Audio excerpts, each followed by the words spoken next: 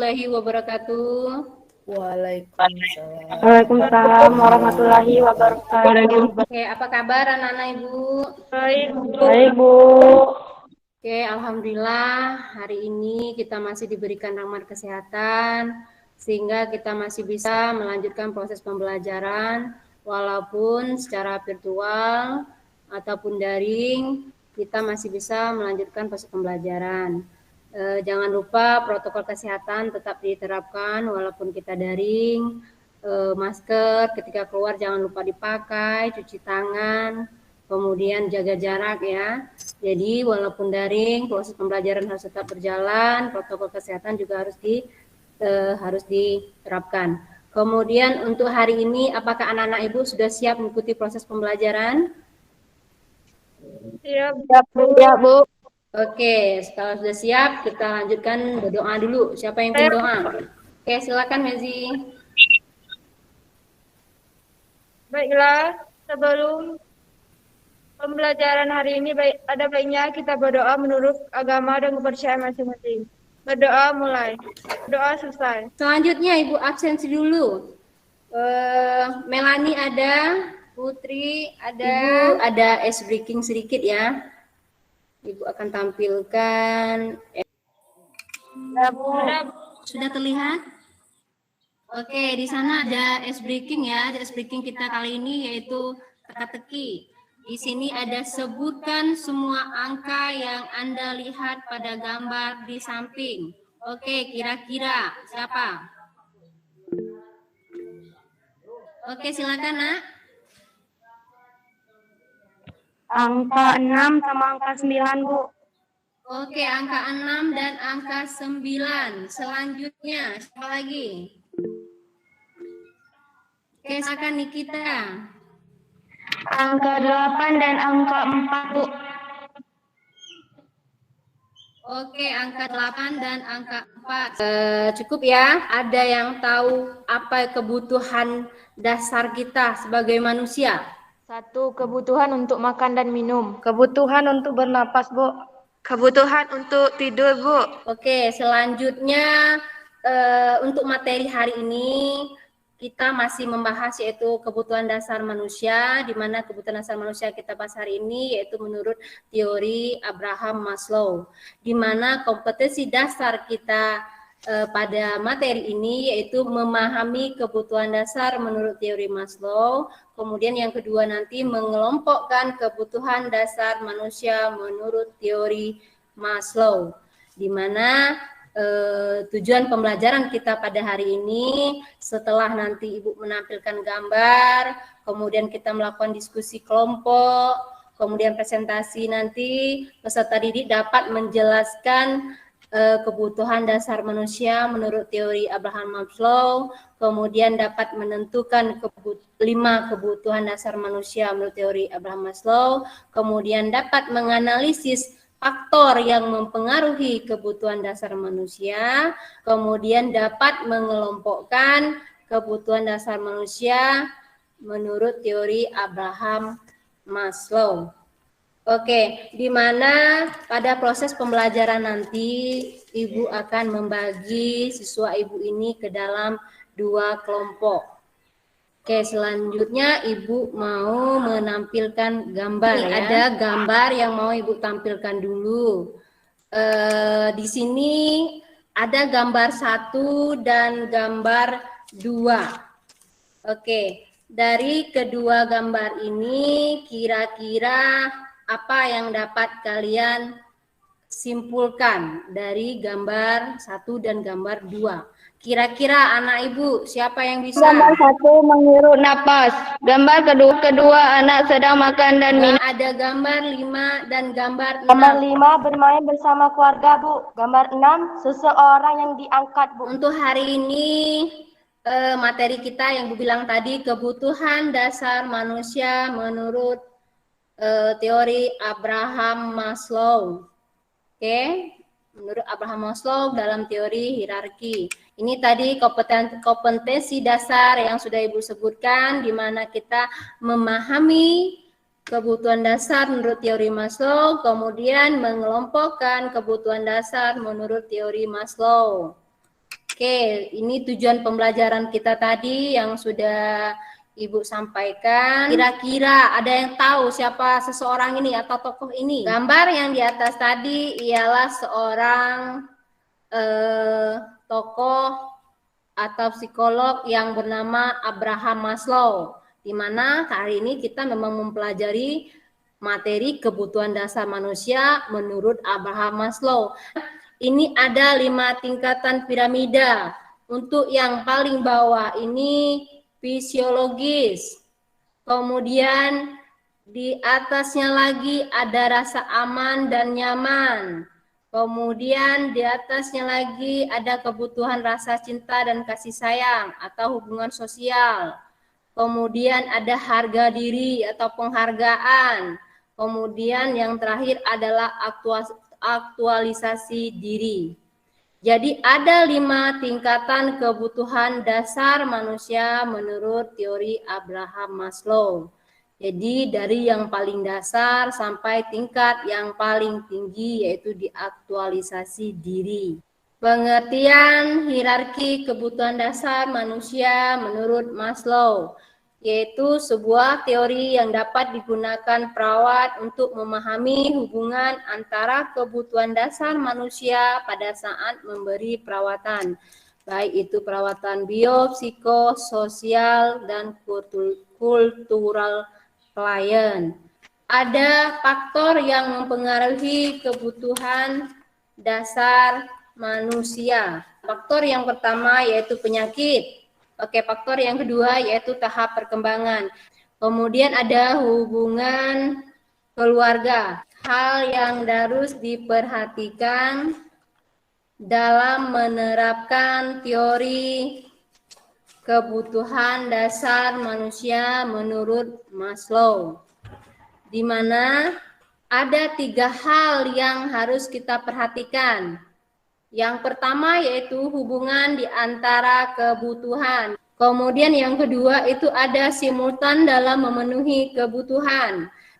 Kemudian yang ketiga faktor yang mempengaruhi prioritas kebutuhan dasar. Selanjutnya ada kasus. Kasus ini nanti yang akan Ibu bagikan dengan kalian di dalam LKPD. Jadi Ibu membagi kalian nanti dalam kelompok, setiap kelompok nanti mendapat kasus yang sama, cuman soal yang berbeda. Selanjutnya Ibu akan membagi kalian ke dalam 2 kelompok. Oke, untuk kelompok satu nanti ada Melani, Putri, Mezi, dan Pebi. Kemudian untuk kelompok 2 nanti ada Detazi, Gustin, Indah, Stefani, Bunga, dan Nikita. Oke, itu kelompoknya. LKPD-nya Ibu bagikan dengan kalian di WA group, sudah Ibu bagikan. LKPD yang Ibu berikan, kalian pahami, pelajari. Di sana ada petunjuk belajar sebelum mengerjakan LKPD-nya.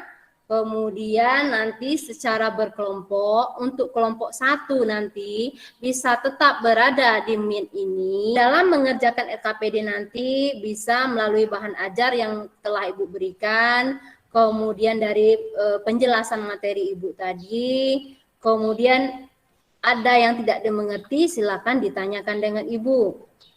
Oke? Waktu kita berdiskusi ini 15 menit. Paham maksud Ibu? Paham, Bu. Oke, kalau sudah paham, silahkan dikerjakan. Waktunya 15 menit dimulai dari sekarang. Dan untuk kelompok 2 boleh meninggalkan Meet ini, kerjakan di grup, Ibu pantau terus dari grup. Kemudian nanti setelah waktu selesai akan kembali lagi ke Meet ini.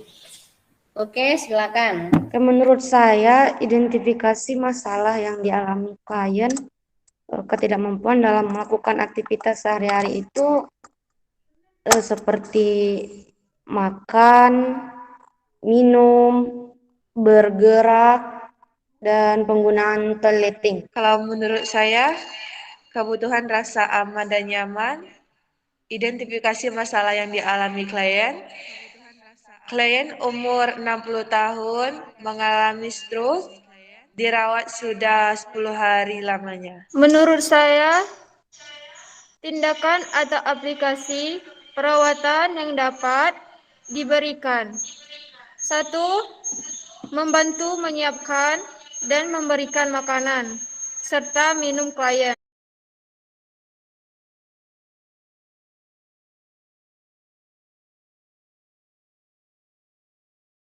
Oke, alhamdulillah kalau udah selesai seperti awal tadi kita akan melanjutkannya ke presentasi.